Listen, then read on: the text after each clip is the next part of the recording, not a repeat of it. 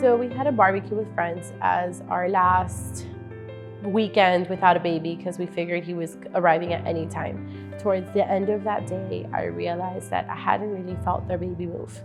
So I called the OB and they told me to go straight into the hospital, into triage to get checked out. One of the nurses had made a comment prior to them doing the testing saying, oh, it's a good day to have a baby today. So Vilma had looked at me and she's like, you need to go get the baby bag right now. You got to go put the car seat. You got to go do everything. So in a, I guess like a rush of panic, not really knowing what was going on, I went back home. I left her in the hospital with my mom. And I was moved over into a labor and delivery room to have the sonogram. The sonographer arrived and there was no movement. His biophysical was a 2 out of 8, which means heartbeat and fluids, that's it. We don't know what's happening. We need to get the baby out. I was taken over immediately into the OR. Jose arrived as they were wheeling me out. They gave him scrubs and they said he had to go in. He had no idea what was going on.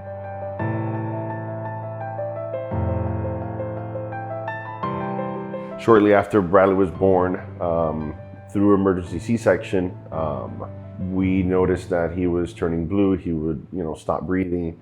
They immediately had to rush him to the NICU at that point. On the 6th day of birth, we went into the NICU unit thinking that everything's been improving and that we were going to be fine. And we walk in to be told that he had a seizure and that his glucose levels were low, that the sugars were low at that point in time, and that they were monitoring him. But after about 3 days, they decided that we needed to be transferred to Nicholas Children's for genetics.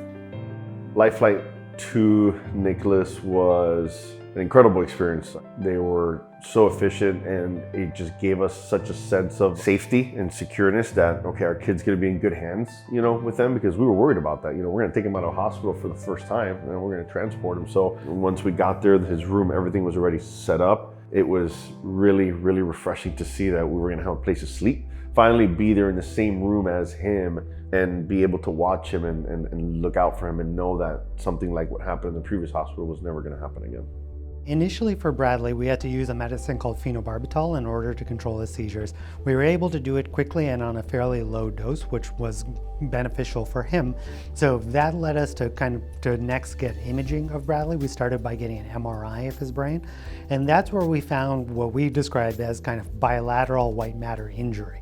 The white matter are the connecting tracks within our brain. So for all of us, we have our cells that are called our gray matter, and then our white matter are the connections connecting other different cells or connecting to different parts of the body lower down. And any disturbance or any injury to those can cause significant issues to the child, whether that be in terms of their neurologic functioning, their development, or even in the case of Bradley, in certain times with seizures as well. We found that he was producing too much insulin. Insulin is the one thing or the one hormone that controls basically how your sugar levels are in your body and circulating. What happens is the brains use sugar as their source of energy.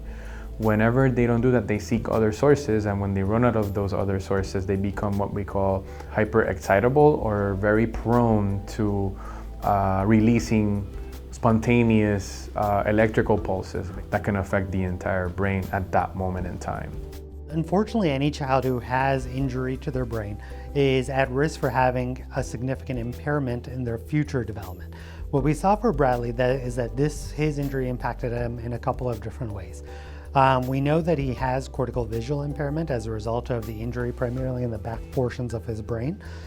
We know that it has impacted his motor control. So primarily in terms of his muscle tone, he's had lower kind of tone, especially in his trunk, which has impacted his ability to control his head. It's also impacted his ability to make significant motor milestones. So things like sitting up, crawling, walking that we would expect for other children, Bradley's had a difficult time with as a result of this injury. The thought is that with the appropriate therapies and the appropriate support, that Bradley can make progress.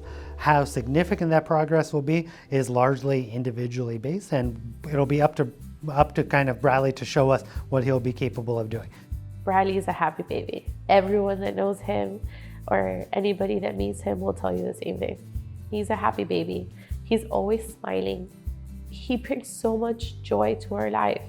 He has shown us that he can bring so many people together, and that more that we open up and the more that we share him, the more that comes into our life. I really wouldn't have it any other way. I'll take him just like this, 100%, any day.